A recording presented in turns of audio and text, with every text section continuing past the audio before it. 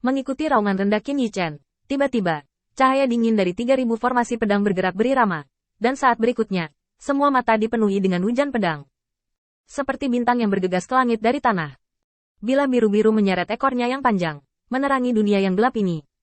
Suara mendesing. Kabut hitam yang ditinggalkan Lintu bertabrakan dengan bilahnya, dan cahaya indah bermekaran. Kabut hitam dengan cepat mencair dengan kecepatan yang terlihat dengan mata telanjang. Lintu terkejut. Kamu, iblis dari langit.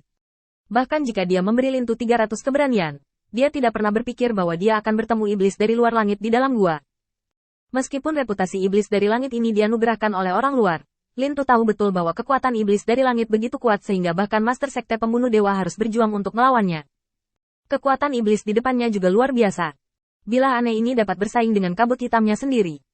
Alasan mengapa Lintu bisa menjadi ksatria tuan kecil adalah karena dia mengandalkan kabut hitam yang kuat dan memiliki kemampuan perlindungan yang sangat kuat. Selama dia bertekad untuk melindungi tuan kecil, dia memiliki kepercayaan diri untuk mendukungnya selama 3 hari di tangan 12 dewa tuan. Tapi sekarang, kabut hitam yang dia banggakan mencair dengan kecepatan yang tidak pernah dia bayangkan. Tidak baik. Ketika Lintu pulih dari keterkejutannya, hanya lapisan tipis kabut hitam yang tersisa. Pada saat yang sama, suara dingin Qin Yichen juga datang dari bawah. Membunuh. Bersembunyi. Tepat sebelum kabut hitam hendak pecah, Lintu tiba-tiba merunduk. Ini adalah rute tercepat baginya untuk kembali ke tempat yang aman. Pada saat berikutnya, kabut hitam kewalahan, dan bilah pedang menembus langit malam, langsung ke kubah kabut hitam yang mengembun di atas. Ledakan. Raungan lain. Lebih banyak bilah menembus pertahanan Lintu dan bergegas menuju langit satu demi satu. Lintu memiliki ketakutan yang tersisa di hatinya. Trik mengerikan yang hanya membutuhkan pedang untuk jatuh ke tubuh aslinya pasti akan menjadi cedera serius. Melihat semakin banyak bilah tajam menembus kabut hitam, hati Lintu bergetar. Pada saat ini, dia ingin melarikan diri. Keluar dari neraka ini secepat mungkin. Adapun tujuan perjalanannya 4, dia telah lama terlempar dari langit. Ada iblis dari luar langit di dalam gua. Masalah ini harus dilaporkan kepada tuan kecil sesegera mungkin. Ini adalah kebijakan terbaik untuk menyerang semua pasukan elit di gua dan membunuh iblis dari langit. Saat bilahnya menembus kabut hitam, mata Qin Yichen sedikit kosong. Menghindar. Kewaspadaan Lintu mengejutkan Qin Yichen. Di dunia ini, membuat gerakan palsu seperti yang dilakukan Chang Lei dapat dianggap sebagai keterampilan bertarung yang penuh dengan rencana. Dan Lintu ini telah menghadirkan pengalaman tempur yang jauh melampaui imajinasi Qin Yichen. Tempat di mana suara itu dibuat sebelumnya bukanlah tempat di mana dewanya berada. Mengambil napas dalam-dalam, pikiran Qin Yichen berubah tajam. Sekarang formasi 3.000 pedang telah berakhir. Langkah ini awalnya merupakan persiapan penuhnya, ingin memutuskan hasilnya. Paling-paling, Arai dapat memainkan peran yang tidak terduga. Lain kali, Lintu siap dan tidak akan pernah membiarkan dirinya membuat lingkaran sihir. Begitu dia mengertakkan giginya, Qin Yichen menggigit jarinya, dan esensi darah yang tak terhitung jumlahnya menetes ke 3.000 formasi pedang di bawah kakinya. Warna merah cerah muncul di mata Qin Yichen. Mata merah itu seperti setan. Metode rahasia, timbal darah. Dengan raungan rendah Qin Yichen, perasaan lemah yang benar-benar berlubang di tubuhnya menyerang. Bilah yang bergegas ke langit tiba-tiba berlumuran darah merah, dan tiba-tiba berhenti. Bilah dengan pegangan tergantung di langit, terlihat sangat aneh. Lintu, yang masih jatuh ke tanah, tiba-tiba merasa kedinginan. Karena dia merasakannya, napas yang tak terhitung jumlahnya menguncinya pada saat itu. Tidak mungkin. Lintu menelan ludahnya dengan sekuat tenaga. Adegan di depannya berada di luar pemahamannya. Bahkan kabut hitam yang mereka banggakan, tidak ada kemungkinan untuk melakukan ini. Trik yang telah digunakan telah berhenti keluar dari udara tipis.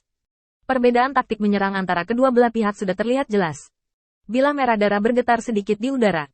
Di atas 3.000 formasi pedang, Qin Yichen menyemburkan seteguk darah. Secara paksa membuang pengambilan darah rahasia dan mengendalikan lebih dari 100 pedang terbang dan bilah tajam yang tersisa, yang tidak hanya menghabiskan sejumlah besar energi spiritual, tetapi juga membanjiri jiwanya yang sudah rusak. Kepalanya sepertinya terpenggal oleh pedang yang tak terhitung jumlahnya. Bagaimanapun, jiwanya masih rusak dan menderita kerugian rahasia. Jika tidak, dengan kekuatan Qin Yichen saat ini, dia tidak akan pernah malu menggunakan metode rahasia. Ada sentuhan merah darah di pandangannya, dan mata Qin Yichen berangsur-angsur menjadi kosong. Di depan matanya, itu bukan lagi pemandangan indah pedang terbang yang terbang di langit, melainkan pemandangan yang menghadap ke tanah. Hanya dengan sapuan sederhana, Qin Yichen menemukan Lintu dengan wajah ketakutan di bawah. Kamu tidak memenuhi syarat untuk mengambil nyawaku. Menyeka darah dari sudut mulutnya, Qin Yichen menahan ketidaknyamanan tubuhnya, dan bilah merah terang tiba-tiba berbalik dan membidik Lintu di bawah. Pergi dengan suara mendesing. Suara tajam memecah udara menyerang, dan Lintu melarikan diri karena malu. Dia tidak pernah berpikir bahwa hal aneh seperti itu akan terjadi padanya. Lebih dari 100 bilah pedang merah, seolah-olah dengan mata, menatap tindakannya.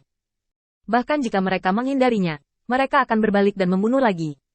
Lintu sudah panik, karena dia melihat bahwa ke arah dia melarikan diri, sudah ada beberapa pedang terbang merah terang berkumpul. Pedang terbang ke segala arah, dia hanya bisa menahan langkah ini. Kabut hitam. Dengan raungan rendah, Lintu berhenti tiba-tiba, dan kabut hitam mengeras seperti lumpur keluar dari tubuhnya. Darah yang tak terhitung jumlahnya menyembur dari kulit yang robek. Darah bercampur dengan kabut hitam seperti lumpur benar-benar menyelimuti tubuhnya. Ledakan. Gempa bumi. Seolah hembusan angin menyapu, kabut hitam yang menghalangi langit dengan tenang menghilang. Cahaya jatuh. Lintu jatuh ke tanah dengan sangat malu. Kabut hitam seperti lumpur juga diledakkan tanpa bisa dikenali oleh bilahnya, dan tersebar ke segala arah. Mata Lintu dipenuhi dengan kengerian, ketakutan, dan banyak lagi. Tapi dia tidak mau. Jika dia mengetahui cara lawan sebelumnya, jika dia tahu bahwa pedang lawan memiliki kemampuan untuk mengejar pengejaran seperti itu, dia tidak akan membuang waktu untuk melarikan diri. Tetapi malah memusatkan lebih banyak kabut hitam untuk membungkus dirinya sepenuhnya. Bahkan satu napas waktu lagi akan cukup baginya untuk menahan serangan lawan dengan sempurna. Melihat Lintu jatuh dari langit, Qin Yichen merasa sedikit tidak berdaya. Lokasi pendaratan orang ini sangat kebetulan. Dengan pandangan kasar, Qin Yichen tahu bahwa dia jatuh ke posisinya. Sangat disayangkan dia tidak bisa membunuh Lintu dengan gerakan besarnya seperti lingkaran sihir. Setelah dia memutuskan untuk memperbaiki pil peningkat jiwa untuk memulihkan luka jiwa, Qin Yichen dengan santai melemparkan hantu menuju cahaya di langit. Lari kemana-mana. Ledakan. Dengan suara teredam, Lintu jatuh ke tanah.